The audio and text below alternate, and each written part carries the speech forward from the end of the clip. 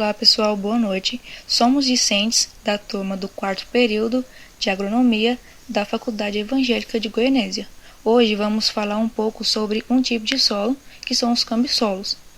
Vamos tratar sobre características gerais, uso agrícola, manejo, ocorrência, culturas indicadas e não indicadas, classes e subordens. Os cambissolos são solos jovens, assim como os neossolos, por ter sofrido pouca ação do intemperismo. São solos pouco desenvolvidos e apresentam pouca profundidade, que pode ser uma limitação a algumas culturas. São definidos pela presença de horizonte diagnóstico bem incipiente, pouco desenvolvimento estrutural, possuem fertilidade variada, podendo ser solos distróficos de baixa fertilidade e eutróficos de fertilidade alta. São solos que podemos encontrar em diversos ambientes, tanto em áreas planas como onduladas e declivosas, e também podemos encontrar em regiões hidromórficas. Por se tratar de um solo jovem, se encontrado em área plana, ele provavelmente com a ação do intemperismo poderá ser um latossolo, como também em regiões declivosas poderá ser um agissolo, por exemplo. Em relação ao potencial e limitações ao uso agrícola, os cambissolos são solos que podem apresentar algumas restrições, como em relação às culturas, por ser solos de profundidade rasa. Aqueles com espessura mediana de 50 cm a 100 cm de profundidade, com um relevo pouco movimentado, possuem um bom potencial agrícola, e aqueles de áreas mais planas, de fertilidade natural e de maior profundidade também apresentam um potencial para o uso agrícola. Os cambissolos não são solos muito bons, mas também não são solos muito ruins. Não é impossível produzir neles, apenas tem que ter cuidado, né, em relação à curva de nível e também à química desse solo.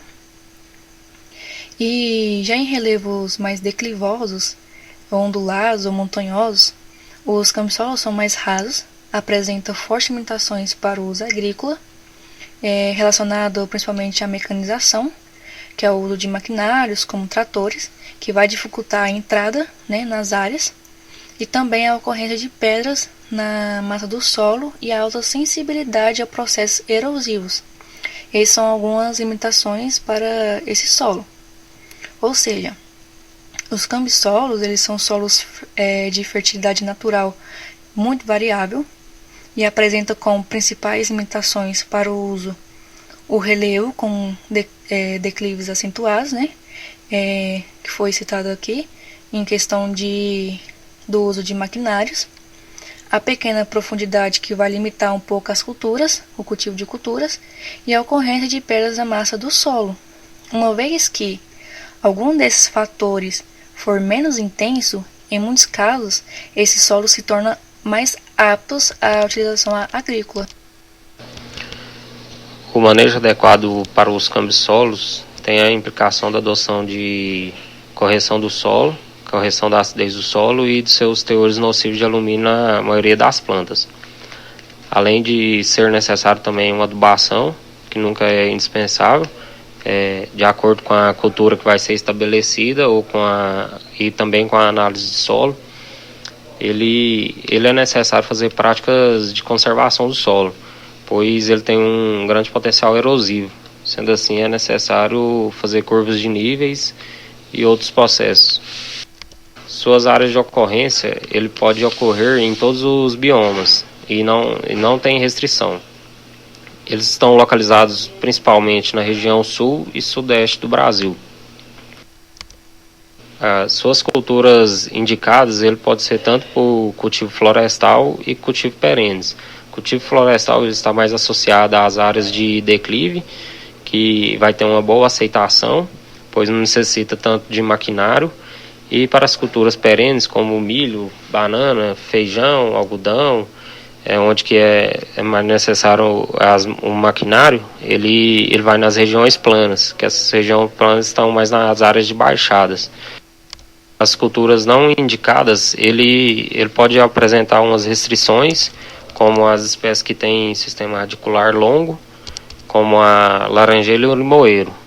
ele por ter um sistema radicular muito longo, elas não conseguem resistir ao período da seca e não conseguem retirar água em profundidade. Assim, não sendo indicado para essas culturas com um sistema radicular longo.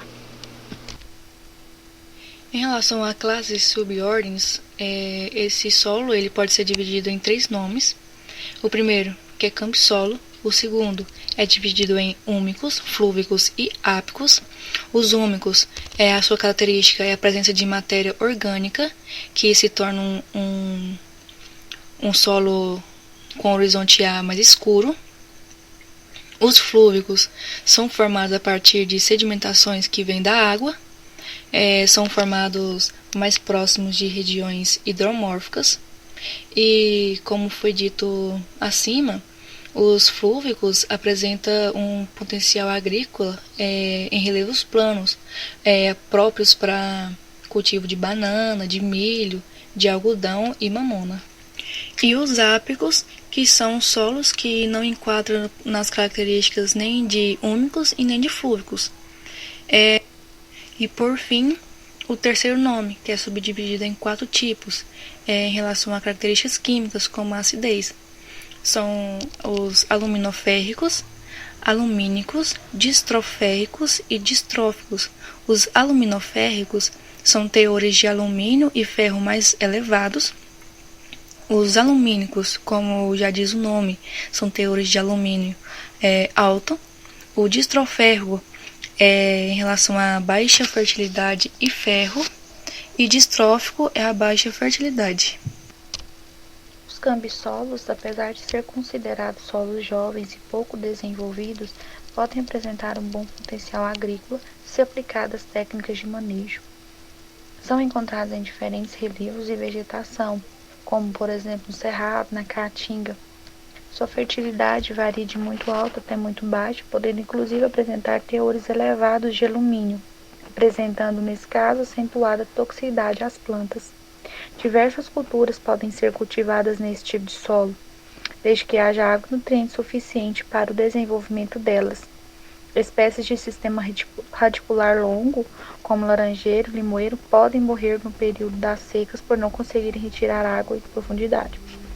São solos que apresentam fortes limitações ao uso agrícola, tanto pelo acentuado declive, quanto por estar em áreas em constante processos erosivos.